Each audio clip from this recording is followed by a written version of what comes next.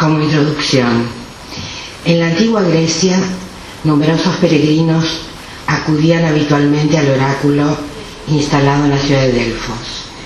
Iban en busca de respuestas a sus interrogantes sobre la vida futura. El oráculo responde y los consultantes marchan felices o preocupados camino a casa. La sugestión que ejerce sobre ellos sus frases crípticas es muy intensa, a tal punto que marca decisiones presentes y futuras. Han transcurrido más de 20 siglos y aún seguimos confiando, jugando y a veces creyendo de forma ciega en las palabras mágicas. Cartomantes, brujas, adivinadores variados pueblan nuestro entorno. Buscan señales que se supone cambiarán nuestras vidas.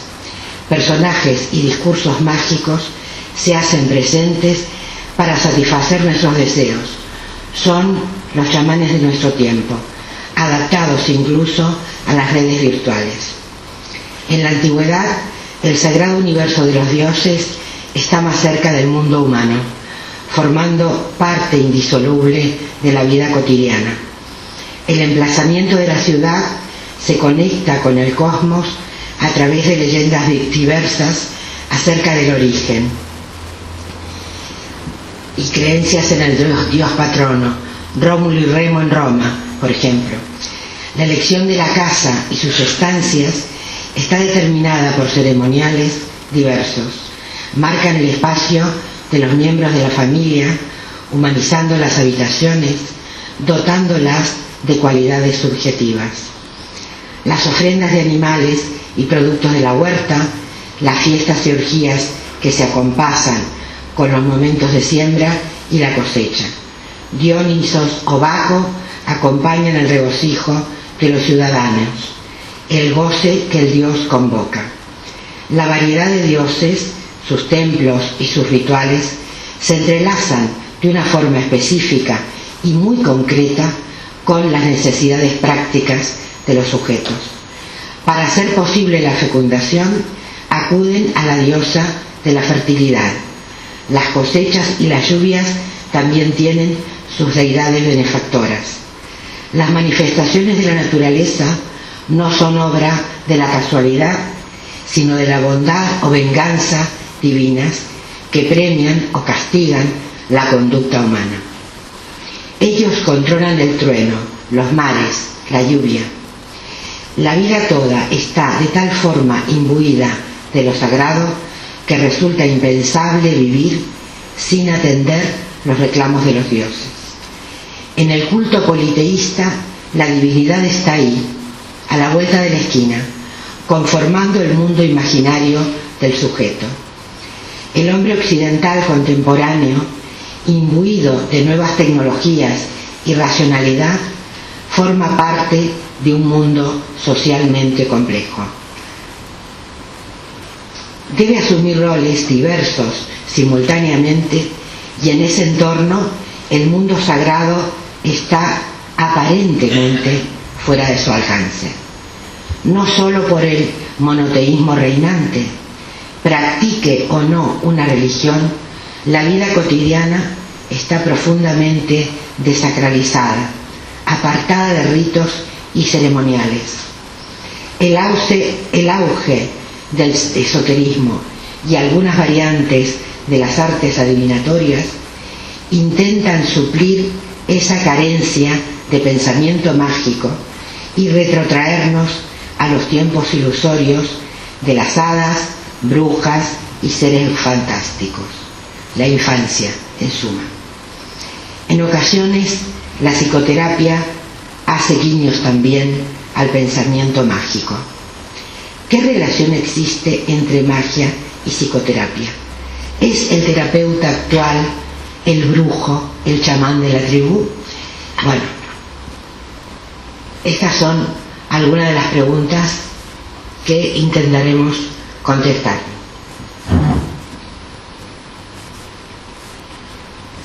¿Qué ha pasado? Se me ha ido.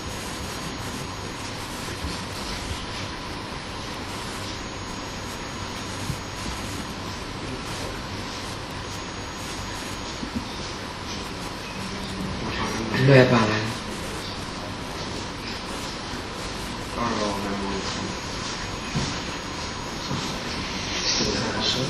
No sé, o sea, no lo apagué yo, pero antes, por el roce de la hoja, no sé si habré tocado. Se apague un segundo, un momentito. Ya. Porque no podemos hacerlos. Se apague otra vez el curso.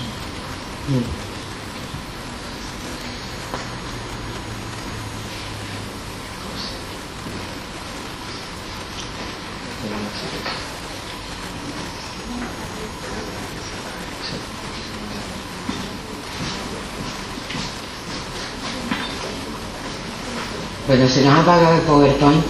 Estamos esperando que se vuelva a encender.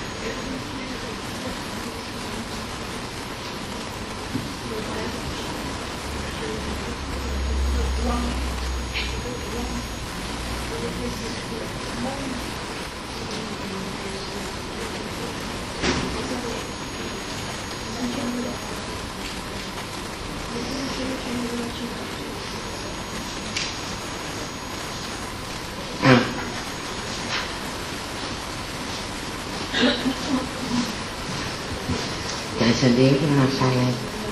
Pero quizás encendiéndose, ¿no? No se ve nada. Qué cosa.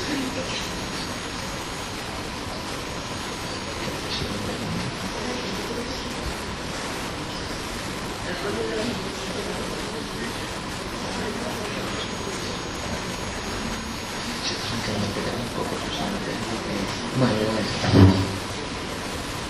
Bueno, nosotros seguimos mientras.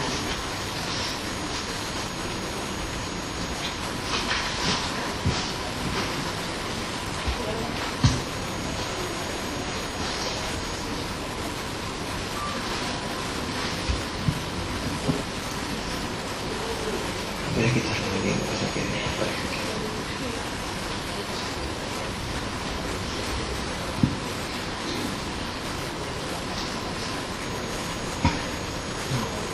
Desconectarlo para que vaya cayendo aquí cuando tengamos que grabar y poner el tema. Para ya. Que tarda un poco, tarda como 2 minutos más de súper lento.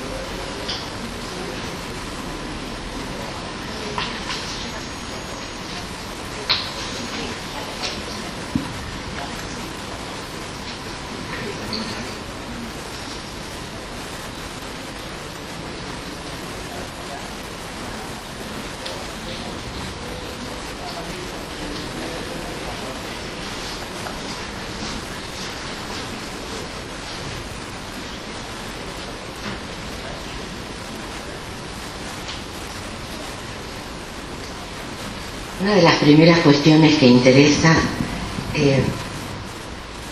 remarcar es el tema de lo sagrado en oposición a lo profano, que es el esquema que ahora cuando nuestro ordenador quiera que no es sagrado, saldrá. Bueno, decíamos recién que el hombre moderno, es decir, nosotros en la sociedad occidental, en general vivimos en un mundo desacralizado, es decir, donde los rituales religiosos solamente aparecen en aquellas personas que lo son, que profesan alguna religión. Es decir, nuestra vida cotidiana en absoluto está vinculada a lo sagrado. Este tema es impensable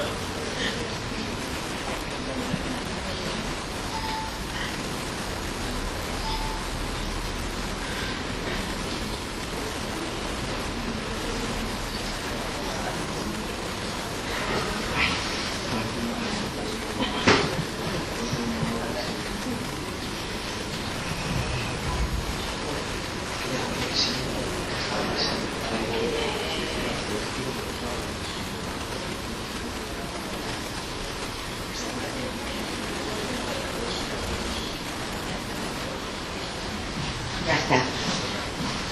Bueno, disculpen. Sí, decimos, lo sagrado se define por oposición a lo profano. ¿Cómo se convierte un objeto en sagrado? Un objeto deja de ser real, una piedra pasa a convertirse en otra cosa a través de un mecanismo que se denomina hierofanía. Esto es, por ejemplo, lo que ocurre con el manto de Jesucristo o con la hierofanía fundamental del cristianismo, que es la resurrección de Jesucristo. O sea, el cuerpo de Cristo pasa a convertirse en sagrado.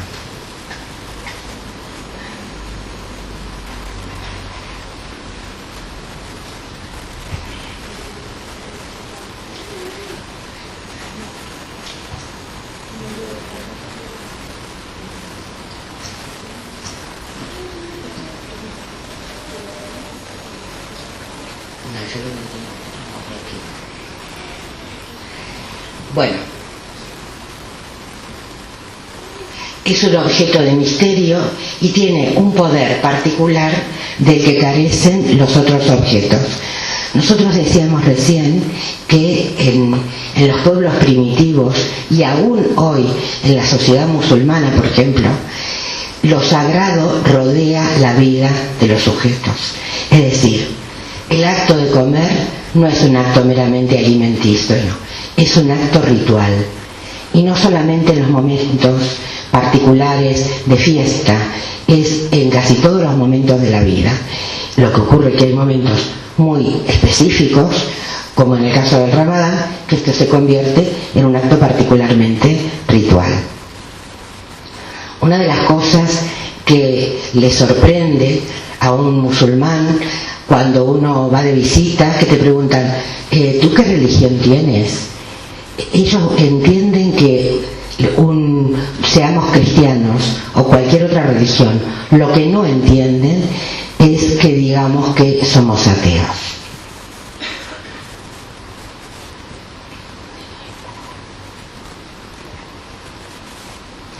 Entonces decimos que en las sociedades modernas lo sagrado se ciñe casi exclusivamente a lo religioso.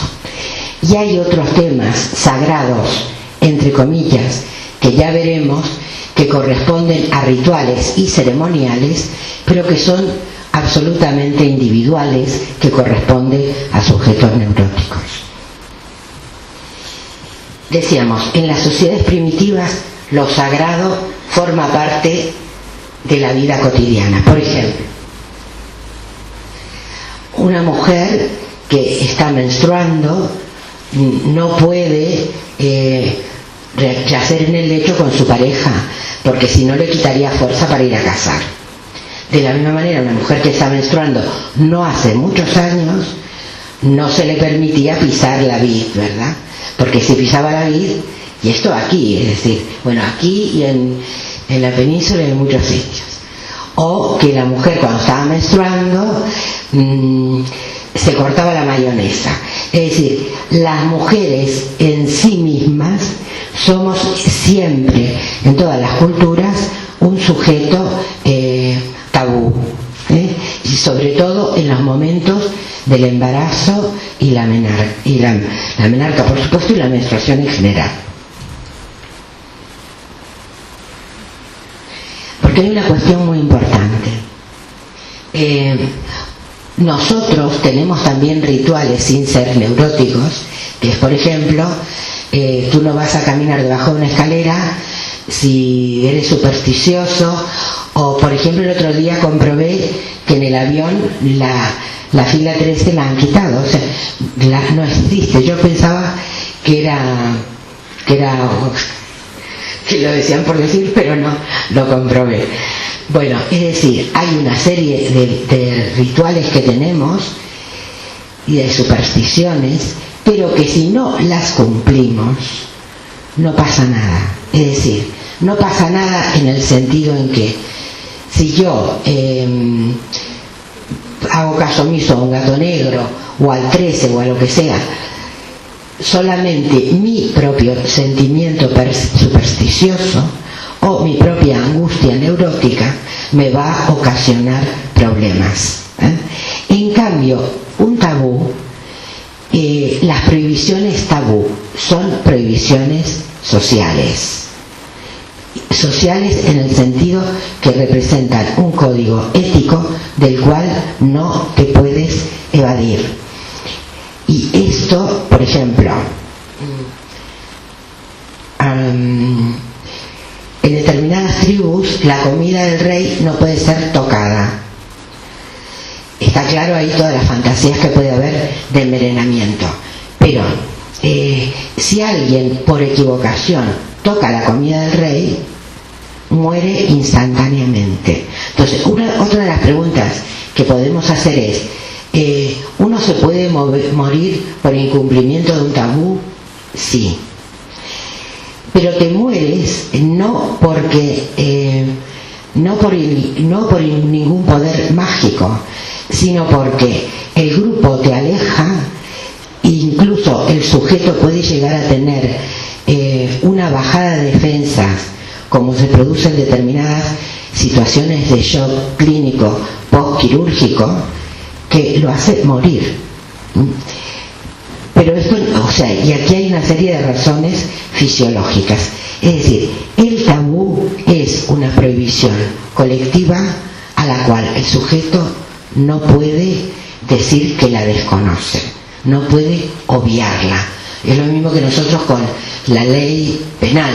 Uno no puede decir, no, es que yo no sabía que pasarse el semáforo en rojo estaba mal. No, usted lo sepa o no lo sepa, la ley existe y tiene que darse por enterado.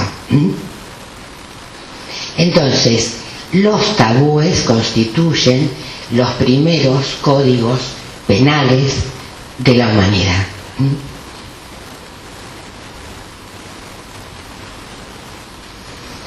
Y los rituales son una serie de actos que se deben realizar de forma perfecta para que se cumplan sus objetivos. Y forma parte, en nuestra sociedad, forma parte de la liturgia religiosa, sobre todo en esta época de las bajadas de la Virgen, etcétera, etcétera, en Semana Santa. Pero en el caso de los pueblos primitivos, esos rituales constituyen la vida entera.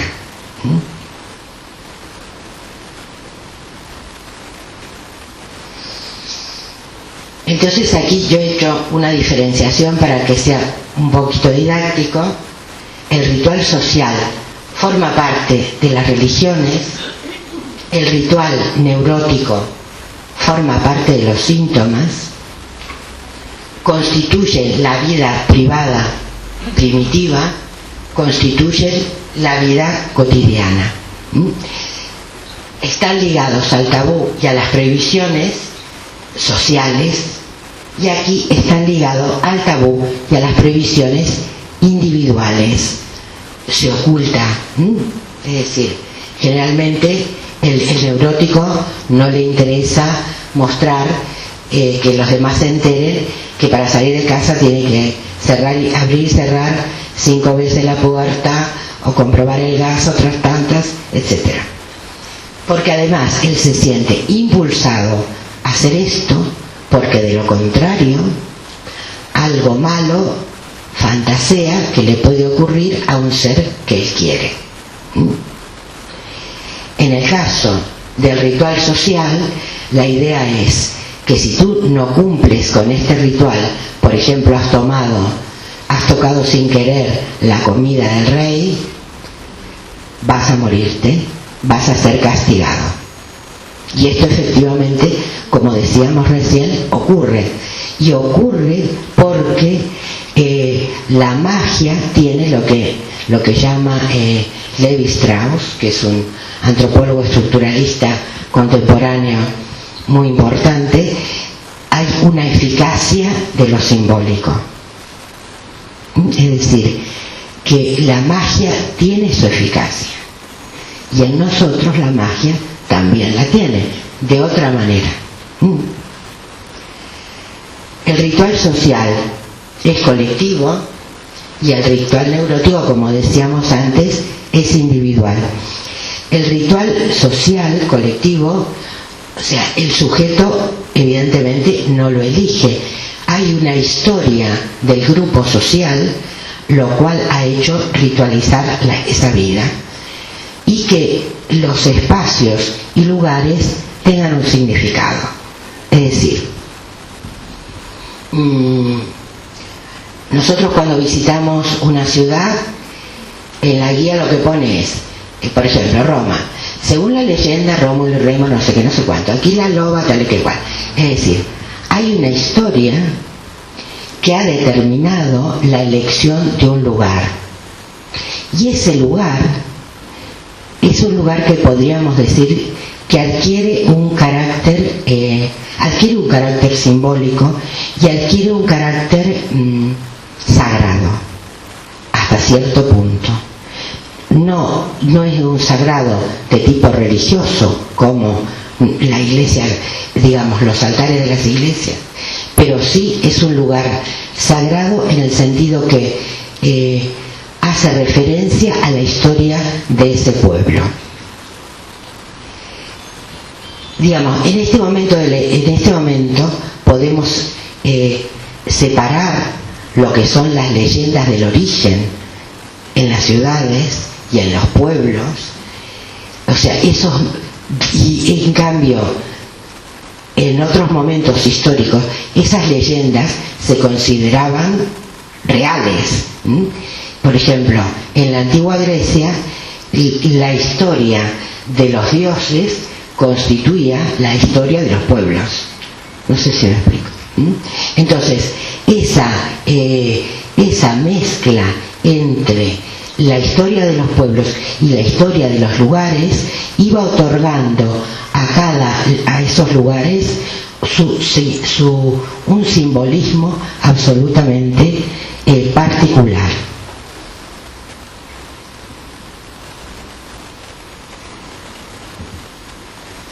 Piensen que aún hoy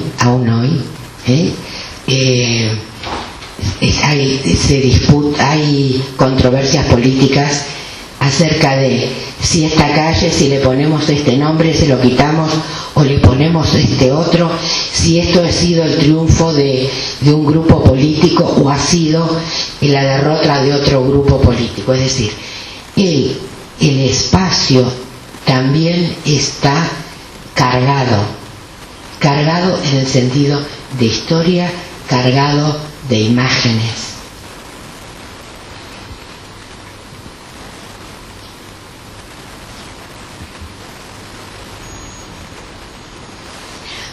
Decíamos,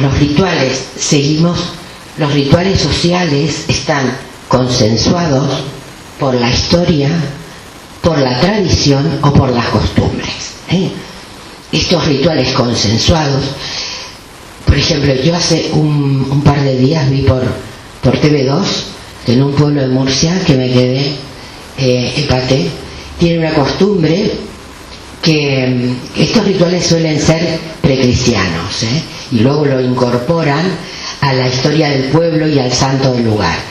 Pero aquí tienen por costumbre extender unos colchones en el suelo, le ponen unas sábanas muy bordadas y acuestan ahí a unos bebés que como máximo tendrán 2 años. En 2 colchones acuestan a 3 o 4 bebés por colchón, y vienen unos personajes que luego por la noche se disfrazan de demonios y saltan arriba de los bebés. Bueno, o sea, la periodista entrevistaba a la madre decía, yo sé que no va a pasar nada, pero estaba llorando, angustiadísima. Claro, o sea, en su día no sé qué representaría, y uno desearía que en lugar de bebés pusieran muñecos, ¿no? Pero indudablemente tendría algún sentido simbólico. Y luego este señor que va saltando por la noche se disfraza de diablo y los chicos del pueblo lo asusan y él les pega con un palo y les pega bien, ¿eh? Bueno, estos son, por ejemplo, esto es un ritual consensuado que tiene que ver con la historia de este pueblo, y cualquiera le dice a la gente que saque a los niños de allí. Bueno, estos rituales no varían o lo hacen en pequeña medida, y generalmente cuando se quieren cambiar producen, hay conflicto social, bueno, hay pequeños problemas, ¿no? Es decir, por ejemplo, los toros que le ponen fuego, o el tema de los toros en Cataluña, que genera divergencia. Produce importantes cambios emocionales en los participantes. Es decir, los ritos, ¿por qué se repiten? ¿Por qué los repetimos cada año, una y otra vez? Porque cada vez que uno repite el rito, se incrementan los sentimientos de pertenencia a ese grupo, a esa comunidad, a ese pequeño grupito de carnaval con el que sales, o al grupo con el que bailas, o sea, tiene todo un sentido que refuerza la identidad individual y grupal. Hay un trabajo de un psicólogo social de aquí, un catedrático, amigo además, aunque furioso antifreudiano, Bernardo Hernández, que ha hecho un trabajo muy interesante sobre el apego en la población en La Laguna, que estoy tratando de hacer un mix con los puntos de vista de la psicología social y agregando estos aspectos afectivos que podemos introducir los psicoanalistas. Por ejemplo, Semana Santa y ritos de paso, es decir, se tienen que repetir una y otra vez, y esa repetición reafirma la pertenencia. Más aún, ustedes fíjense el conflicto que ha habido y que hay con si los mundiales en Cataluña, que si se festejan o no tal. Es decir, reafirman la pertenencia o se comprueba cómo está la situación en ese sentido. Y además hay una presión colectiva para realizar estos rituales. El ritual individual, el sujeto lo realiza contra su voluntad consciente. Es decir, excepto a los 6 o 7 años, que tenemos todos una etapa un poco obsesiva, que es cuando empezamos con los juegos reglados y vemos a los chicos contando baldosas por la calle, tiqui tiqui. O sea, en esa etapa el juego reglado es un juego, pero los elementos obsesivos son un juego. Pero luego, cuando se transforma en síntoma, el sujeto lo hace contra su voluntad. No desea lavarse las manos 20 veces porque además estos rituales se articulan alrededor de la higiene personal, de la comida, de la higiene del otro, y ahí es cuando se complica la cosa, cuando el ritual se puede articular alrededor de que tu compañero, tu partener, tu pareja, se lave las manos o se duche en determinadas circunstancias, con lo cual el ritual ahí adquiere, tiene unos efectos secundarios complicados. La función del ritual, se va ampliando más y más el ritual, el síntoma. No siempre, pero tiende a ampliarse o pasar a otras esferas de la vida. Primero cuentas cómo cierras la cerradura y luego el gas y luego la luz y luego que todo esté ordenado.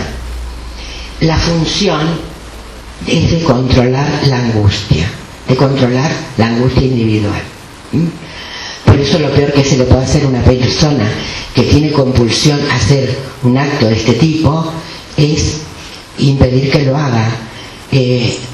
Aunque este acto no tiene aparentemente ningún sentido, para él lo tiene y hay que respetarlo. Y también el ritual social tiene como función controlar la angustia, porque ahora nosotros sacamos a pasear nuestras vírgenes, festejamos el carnaval, lo que sea, pero antes esto se hacía para que lloviera, para que fuera bien la cosecha, para que los dioses no se cabrearan contigo y te mandaran 1000 pestes. Es decir, también es para controlar la angustia.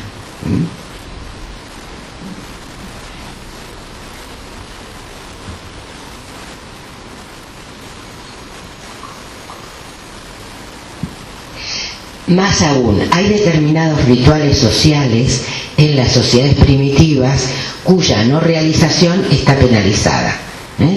Es decir, en determinados momentos es obligatorio participar en la comida totémica, en la fiesta orgiástica, y en cambio está prohibido hacerlo de manera individual. No solo prohibido, sino que puede ser castigado.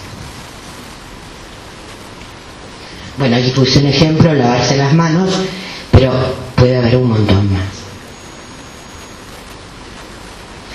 Ritual social.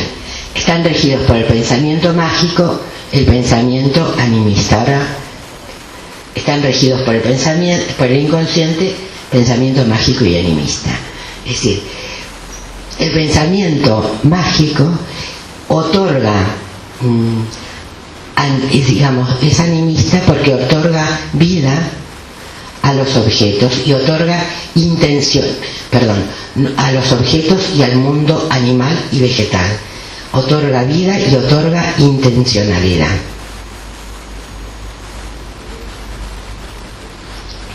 Una cuestión que yo siempre comento, hay un libro muy bonito de Wilhelm Reich, Psicología de las masas del fascismo, que él cuenta cómo los ciertos sistemas penales primitivos no se basan en el hecho objetivo, en la prueba, como nos basamos nosotros, se basan en la supuesta intencionalidad.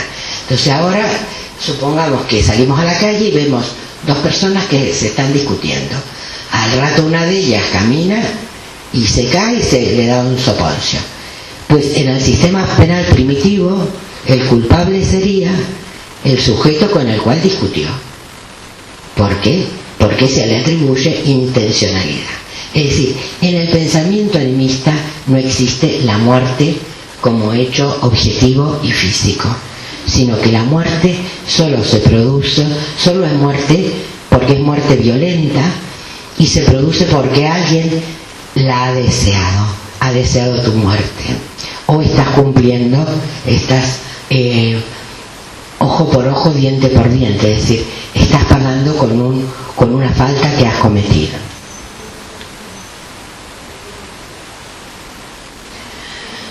El pensamiento mágico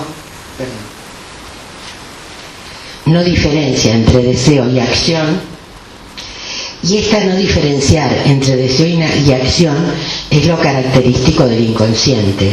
Es decir, en el inconsciente las personas que se sienten culpables generalmente son las personas más buenas del mundo, que nunca han hecho daño a nadie, pero que se sienten culpables de sus deseos inconscientes. Y generalmente los que cometen actos delictivos y sádicos se sienten estupendos. Deseamos la vida animal y vegetal, está plena de intencionalidad, ojo por ojo, diente por diente, pensamiento infantil.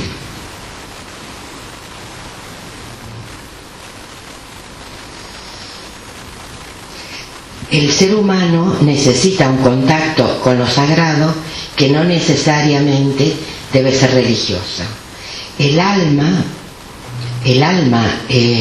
a la cual hace referencia la religión está vinculada a nuestro pensamiento inconsciente, una suerte de otro que está dentro de nosotros mismos, todo lo sabe, todo lo ve, que no descansa ni aun en sueños, un Dios.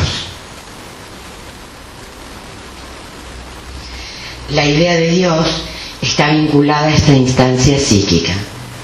La cuestión de la purificación mediante el ayuno, que proponen ciertas terapias de ese tipo, tiene su innegable influencia religiosa. Purgar, limpiar el cuerpo de sustancias dañinas, como se purga y se limpia el alma. Bueno, en todo este apretado panorama que les he hecho,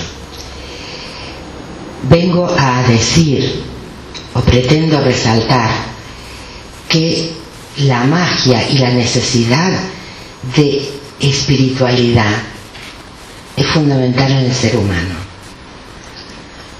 porque las personas necesitamos cargar afectivamente nuestros espacios sociales, los espacios que compartimos con los demás y también los espacios de nuestro hogar. Y los cargamos con un mecanismo que psicoanalíticamente describimos como la libido carga los objetos. En este contexto humano moderno, en donde el hombre vive en una situación de desacralización, es decir, donde el modelo es más que nada es una máquina, un modelo absolutamente racional, la necesidad de magia pretende cubrirla o pretende ser cubierta desde modelos que pretenden asimilarse a los chamanes.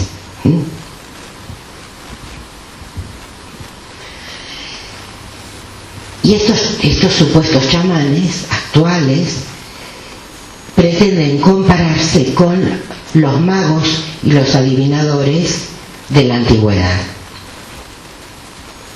y los chamanes de los pueblos primitivos.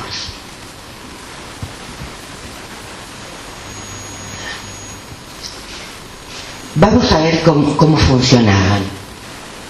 En civilizaciones como la griega, la pitonisa no cumplía funciones de curandera, solo adivinaba el futuro.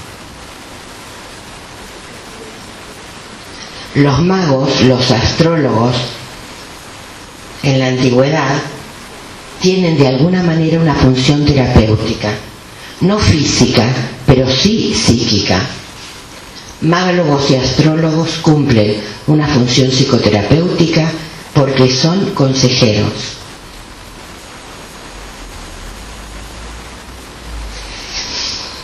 La terapia del chamán, el brujo de la tribu, es eficaz. Yo digo que es eficaz.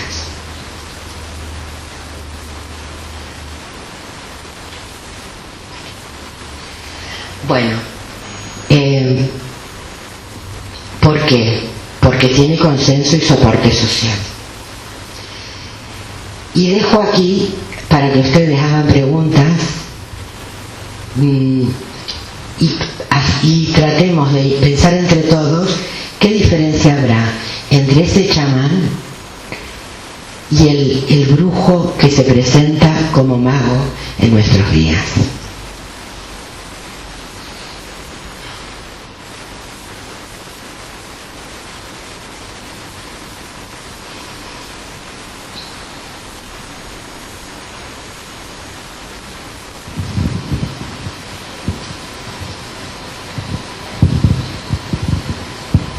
Gracias, doctora, por su conferencia. Pero tengo una pequeña duda. ¿Por qué actualmente en este mundo moderno surge con tanta fuerza el mito? Nunca me cuesta entenderlo. Yo sé que es una necesidad vital, pero se ve que los mitos, ya sean religiosos, musicales, políticos, son fundamentales en toda la vida social del ser humano. Y quisiera saber, en su opinión, cuál es el motivo, por qué precisamente actualmente están tan fuertes actualmente en todas las sociedades prácticamente. Gracias. Perfecto, gracias. Mire, el mito depende de la figura que represente, es decir, si en la adolescencia el mito cumple una necesidad de identificación secundaria.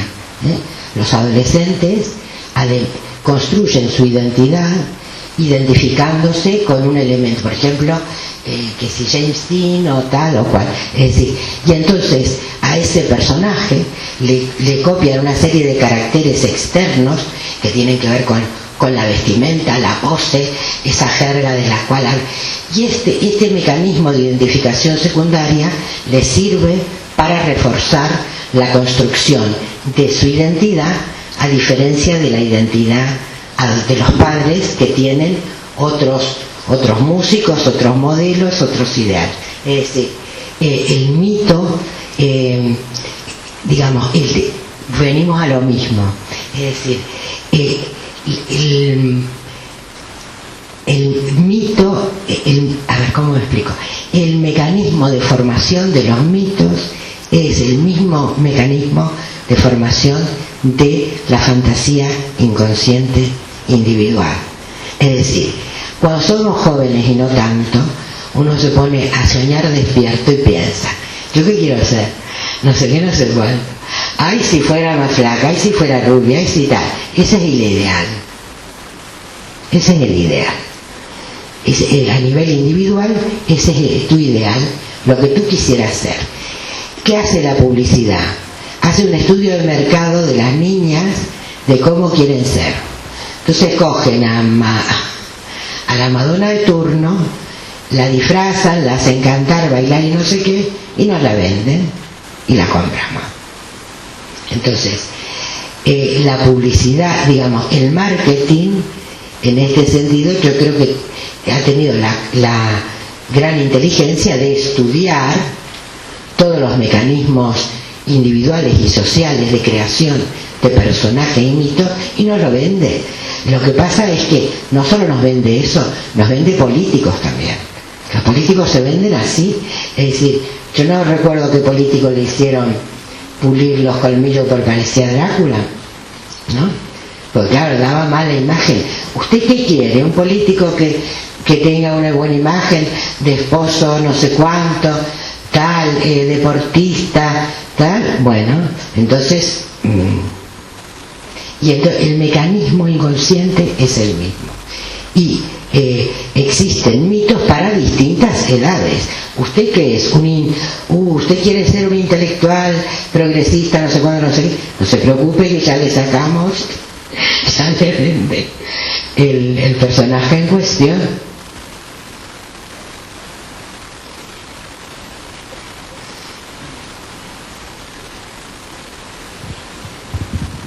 ¿Es utilizado el mito por el poder? Por supuesto. Extiéndelo un poquito más, porque tú tienes más ideas. Claro que he utilizado el mito por el poder. Absolutamente. Absolutamente. ¿Ustedes se acuerdan de las películas esas de Bagdad? El hombre de mármol y el hombre de hierro. Es decir, el mito del súper trabajador, ¿no? O sea, el trabajador que producía muchísimo. Entonces, en esa época se fabrica un mito que es el trabajador que produce mucho, se hace una escultura, por supuesto que es utilizado por el poder, sin duda alguna, y además tratando de satisfacer distintos niveles sociales y distintas maneras de pensar. ¿Qué función tiene el mito cuando la población está desinformada o, para ser más exacto, ineducada?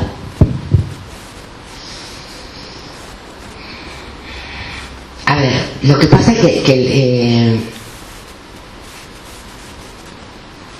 podemos hablar de distintos tipos de mito o de mitos.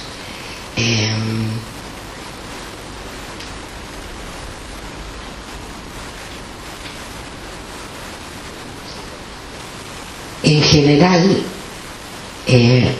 yo creo que lo que tú quieres plantear es que los mitos sirven o pueden servir para oscurecer o empañar determinados aspectos de la realidad o de la información que no quieren saberse, ¿no? Ahora bien, no, lo importante es pensar, no cualquier mito es eficaz. Es decir, ¿ustedes recuerdan una época que a mí me sorprendió mucho, que todos los perros se les había dado por morder a los niños? Que uno dice, ahí es raro porque los humanos hacemos contagio social, pero los perros... Es decir, yo creo que, me voy a meter en camisa de once varas porque yo no sé, el periodismo no es mi tema, pero tengo la impresión que basta con que se subrayen y determinadas noticias y se repitan hasta el hartazgo o que se digan a medias para que eso se transforme en una gran bola. Ahora, eso en sí no es un mito, ¿sí? Los mitos, digamos, tienen otras características, representan ciertos aspectos inconscientes de la persona para que sean eficaces. Por ejemplo, el mito de Jim Sin, el mito del rebelde sin causa, representa todo el sentir de una generación con una ropa determinada que se rebela contra una educación conservadora, la moto, etc. Además de otros aspectos inconscientes, que tiene que ser potente, tiene que ser, o sea, no se convierte en un mito un desgraciado que está diciendo que se siente feo, horrible y bobo, no. Puede ser el antihéroe, pero eso ya es otra cosa. Pero por supuesto que sirve, siempre sirven.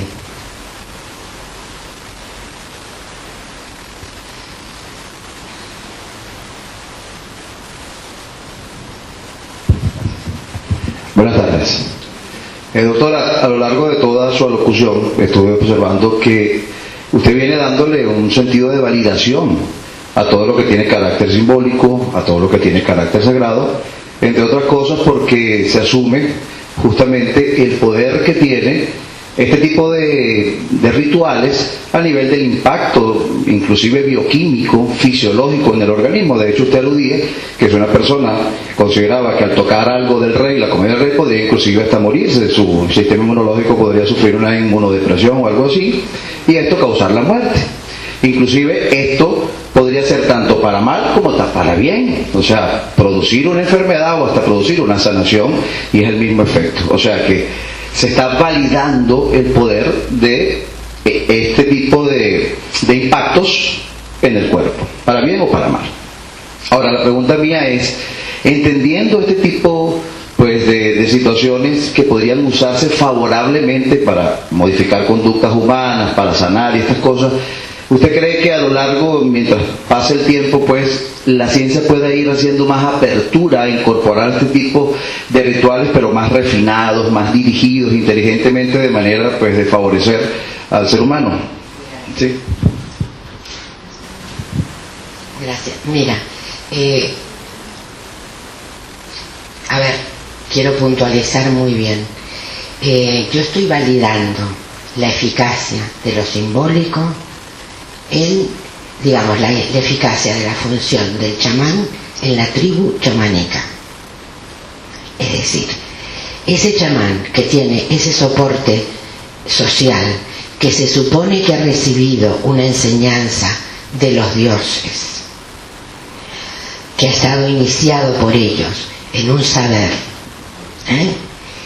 puede y tiene de hecho una función beneficiosa en ese momento, en ese contexto de ese pueblo primitivo. Y voy a dar un pequeño ejemplo. El chamán, ¿qué hace? El chamán deja al paciente pasivo, le hace unos rituales, le da fitoterapia, o sea, unas hierbitas, con lo cual esto esto incluso nosotros podemos aprender de ello, pero además, por ejemplo, en un momento de un parto, ¿qué hace un chamán? Le controla la angustia a la embarazada, porque le va describiendo a la mujer en el momento de parir todo el proceso del parto, todo el proceso de ensanchamiento, etcétera, con metáforas de la naturaleza. Y viene el río, y no sé qué, y ahora caen las aguas, y ahora tal. Es decir, y esto la relaja, y le es terapéutico. En ese contexto, cuidado. Y esto a este punto me interesaba mucho llegar, porque la magia, y no es tal, digamos, esa magia tiene su eficacia, porque ese señor está validado por la tribu, tiene unos, aparte de los saberes reales, que puede ser la fitoterapia, tiene un saber simbólico en el cual la gente cree. Y el creer en ese saber efectivamente ayuda, pero no es eso solamente la causa de la curación, sino la sanación o la función que haga, sino lo que él reza, etcétera, etcétera. Evidentemente curarán determinado tipo de problemáticas, pero tiene una función de controlar la angustia. Ahora, esa figura interpuesta en nuestra cultura no tiene, digamos, no tiene ningún asidero. Ahí es cuando entramos en otro tema que, digamos, que no solamente no produce ninguna curación, sino que entramos dentro más del campo de la engañifa. ¿Entiendes lo que quiero decir? Es decir, hay un tema fundamental. A lo largo de la historia, muchos profesionales hemos intentado curar o ayudar a curar. Para poder hacer eso, lo primero que tienes que tener es una validación social. Validación que no solo es que la titulación que te den, sino que haya un consenso social según el cual tú sabes de lo que estás hablando. Y ese es el consenso social que tiene el chamán, que él sabe, que ellos creen que, o saben que él sabe de lo que está hablando. Justamente mi pregunta era orientada hacia ustedes, que son los que tienen la validación titulada, que tienen el conocimiento científico, sino si usted pensaba que en el futuro se podría de alguna forma ir refinando e ir incorporando esas formas antiguas que fueron sabias y que funcionaron y que funcionan por medio del mecanismo de la sugestión, que es muy poderosa, hasta el punto que usted mismo decía que una persona podría hasta morirse porque está siendo víctima de una sugestión. Esa sugestión tiene un impacto a nivel bioquímico, tiene un impacto a nivel fisiológico, a nivel inmunológico, y podría hasta morirse. Eso es un segundito. Ese es un impacto tan fuerte que puede decidir entre si una persona vive o muere, y eso es determinante. Entonces, no se podría incorporar, pero obviamente con la sapiencia científica para el bien, pero de forma refinada por ustedes, las personas que manejan esto científicamente. Es la pregunta. Ya. Bueno, el psicoanálisis, en un primer momento de la terapia, se utilizó la sugestión hipnótica. Luego Freud abandona la hipnosis porque se da cuenta de una serie de contraindicaciones, y el psicoanálisis, ese refinamiento que usted dice, y nosotros le llamamos a esa sugestión, le llamamos transferencia. Es decir, que es el saber que, digamos, de la misma manera esto ocurre con cualquier profesional. Cuando una persona consulta a un médico o un abogado, le atribuye un saber acerca del tema que le quiere consultar, y en el momento que le pierde confianza, ya el paciente se cura peor. Esto lo dicen los médicos. Es decir, esa transferencia, la transferencia es el instrumento del psicoanálisis. Freud nos lo ha refinado ya. Ya lo refinó. La evolución es algo que nunca termina.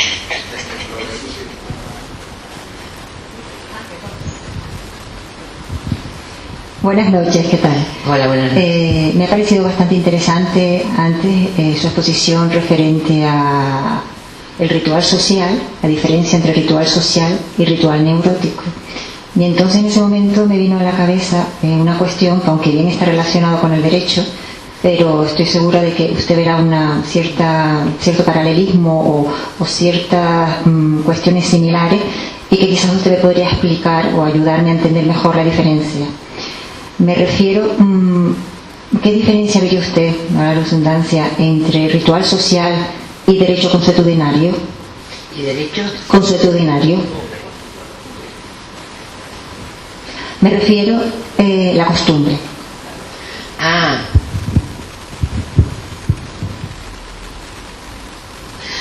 Lo que pasa, francamente, que usted habla de costumbre como concepto de derecho, como concepto social. No, en los pueblos primitivos sí, sería similar. Lo que pasa es que el ritual son momentos puntuales. Los rituales son momentos puntuales.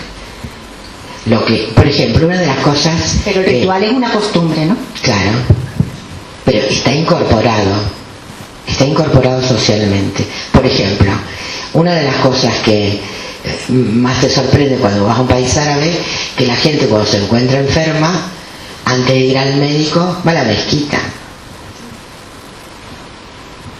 Primero va a la mezquita, después va al médico. Entonces, claro, están en otro punto. Es decir, posiblemente hace 300 años nosotros haríamos lo mismo. No sé. Bien, gracias. Vale.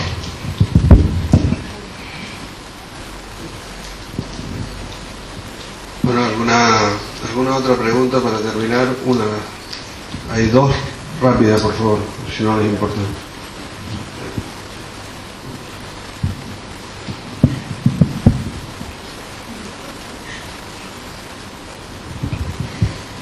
Mira, yo quería preguntarte más que nada, porque nadie ha tocado el tema. Todos los astrólogos y toda la gente que se dedica al futuro, a todo eso, es un marketing o una forma también de poner un poco de esperanza en la vida de la gente. No pueden ser chamanes dentro de lo que cabe. Lo que pasa es que cobran dinero, pero bueno. O una forma también de coger una adicción a ellos, porque no sabe la gente resolverse los problemas. A ver, en todas las épocas, los políticos, por ejemplo, bueno, en distintas épocas han usado astrólogos, ¿no? Hitler usaba astrólogos. Por menos mal que le fue mal al astrólogo. Pero la cuestión de eso es el engaño. Es decir, todos esos temas de magia, si uno se lo toma como lo que es un divertimento, pues muy bien. Ahora, la cuestión de esto es no lo que hacen mal, sino lo que se deja de hacer. Porque una persona va a una cura mágica de estas y tarda 3 o 4 meses en ir al médico, y ese tiempo hubiera sido precioso para hacerle un buen diagnóstico. ¿Entiendes? Entonces, este es el quid de la cuestión. Es decir, como divertimento, pues mira. Y bueno, y sí. Adicción yo no diría, porque, a ver, desde mi punto de vista solo se puede hablar de una adicción cuando hay un elemento, digamos, una droga, ¿no? Pero bueno, hay gente que se puede gastar los dineros en esto.